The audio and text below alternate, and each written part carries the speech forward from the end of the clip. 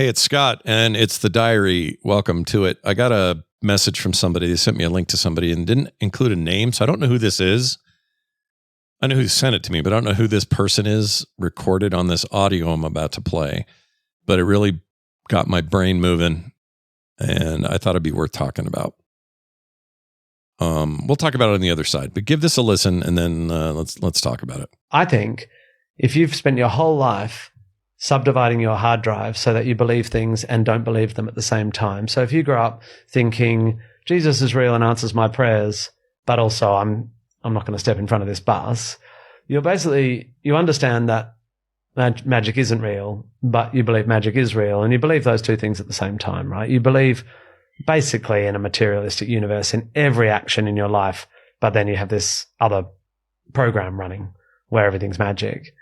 And I reckon then a demagogue comes along like Trump, and you can hear that he's a slime bag, criminal, sexist, and sort of believe he's the second coming at the same time. You're basically primed to believe and not believe believe two things at the same time. Interesting.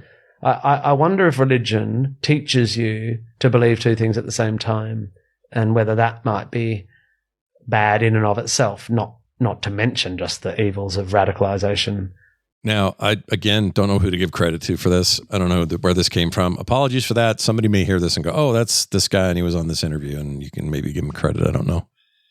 For the purposes of this show, it doesn't actually matter too much, other than I'd maybe want to, hear more of what he had to say. But basically, I want to preface this by saying I know a lot of really good people who happen to also be religious. Some more than others, but I don't want to make a blanket statement about everybody, because I think that that's dangerous. Also, and just not fair. But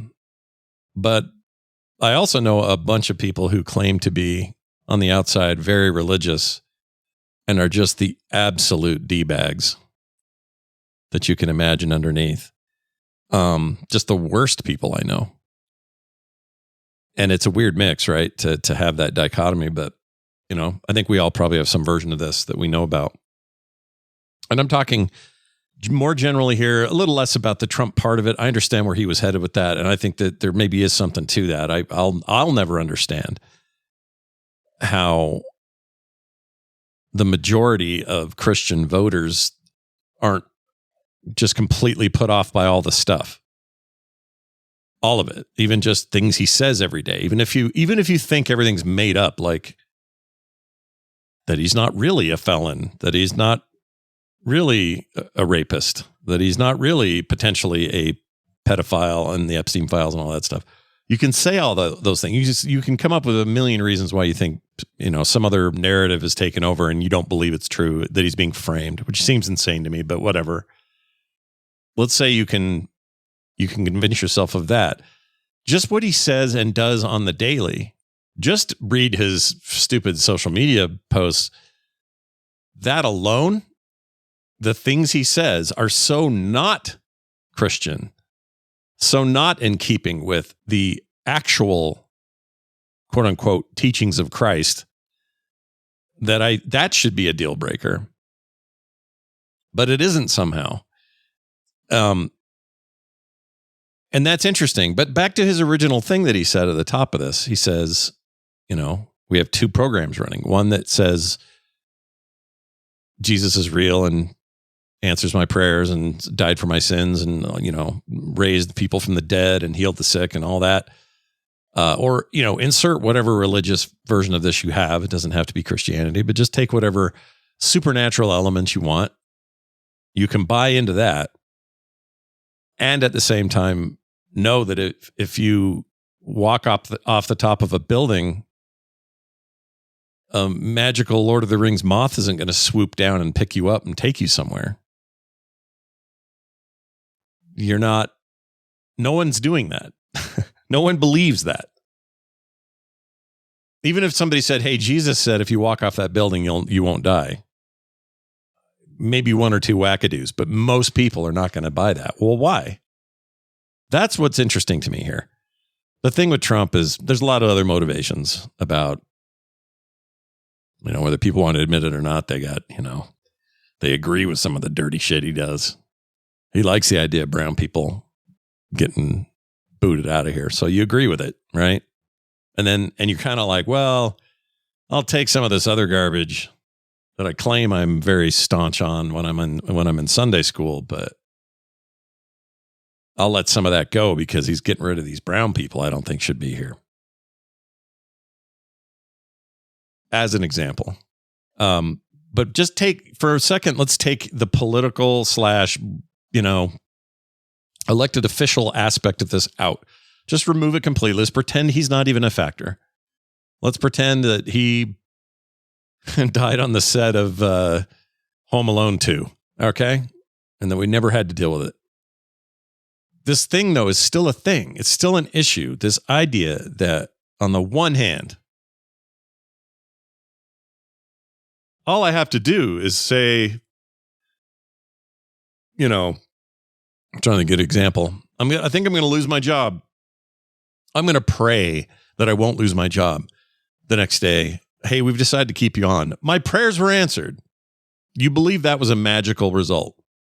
Not happenstance, not your boss reconsidering, not them having a candidate that fell through, or a decision that happened at the top where they realized, we don't have to reshuffle everybody. We can actually keep this crew on, and you and 3 other people all got to stay. The other 2 didn't pray, by the way. They just happened to keep their jobs. But you had the magical experience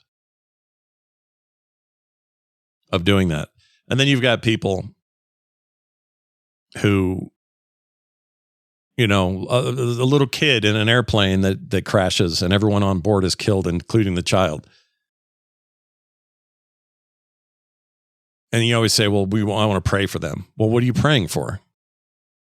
That they will get up and walk out of the wreckage? Or are you praying that, maybe it's as simple, and I'll take this on face value. If you say, I'm just praying that their family will be okay, that this too will pass, that they'll find a way to deal with the grief. Like, that's different. You can create empathy for people and their situation, and you can call it prayer. You can call it thinking about them. You're in our thoughts. You're in our, we're sending our vibes. Whatever it is you do, that's fine. That's a thing. That's good. That's good when people do that with each other. But I don't mean that. The idea that you thought that your God was available enough and had nothing else going on and really, really just needed to make sure you, in particular, kept your job, not dying or not, having some horrible disease, getting a terminal cancer diagnosis or something like that. But just, hey, we can't have him losing that job. Here's my holy finger, bzzz, and then you don't lose your job. And you accepting that as the case, like that was a miraculous response. To me, as a kid, all the way till now, has struck me as one of the most selfish points of view you could ever have. And there are worse cases. I had a friend growing up who lost their car keys at a party that they were drinking at, and pretty sure have it on some authority that he tried to take advantage of a girl while he was there. That didn't go so well. Had lied to his parents about where he was going that night. Drove his dad's car without his license because he forgot it. Like, there's a litany of things you could list about that day. He tells me that he prays about where did the keys get left before he left that party. And the quote unquote spirit told him it's between the couch cushions, that couch you sat on for a while or whatever, it's in there. And so he went and he dug around in the couch, and lo and behold, like a miracle from on high, here are thine keys. All right. Oh, like one of those moments. And he really believed that. He talked about it a ton, talked about it at school. He, of course, changed none of his behavior. He still was kind of a piece of shit. But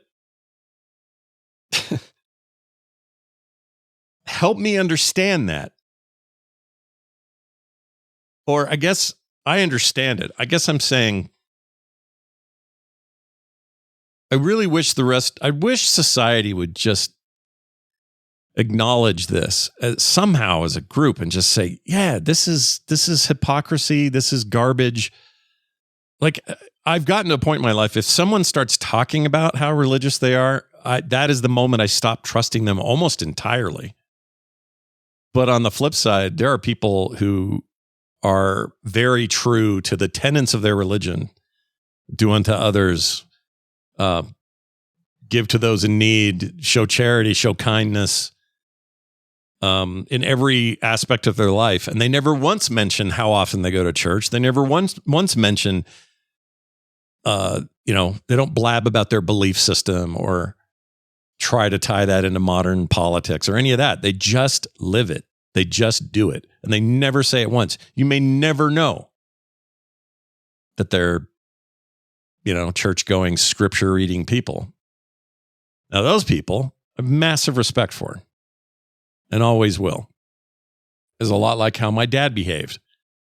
And I'll tell you what, I don't think I'll ever do it, but I would love to get where he was at with all of it. It's just, it transcended the need for dogma, theology.